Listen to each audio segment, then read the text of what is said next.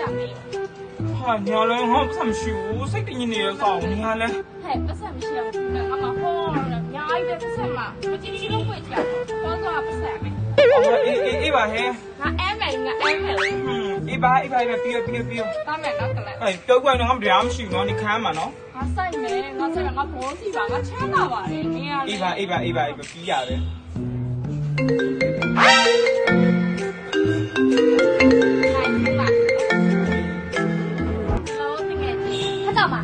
ငါအချင်းမဆက်ပဲနဲ့နော်ဒီဘာလို့ညာလဲပြောဖုန်းလည်းမကိုင်စားလည်းမပို့နဲ့တကယ်ကြီး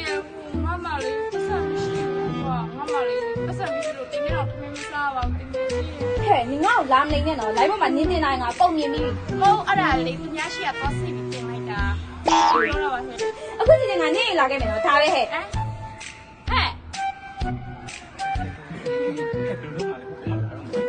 ငါပုံစံပတ်စံဘာလို့မှာဟာတော့ငါ我买你姐姐先来搞了，你姐姐先来搞。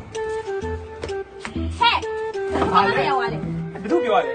ဟဲ့ငါဆောက်ပြိုချီးရတယ်နင်းတငယ်ချင်းကောင်းကောင်းပြောနေတယ်လေဟဲ့မသိဘူးလေသူဘယ်ရောက်လဲမသိဘူးဟဲ့ငါသူအိမ်ထဲမှာရှိရငါသိရနော်တောက်ခေါ်ခု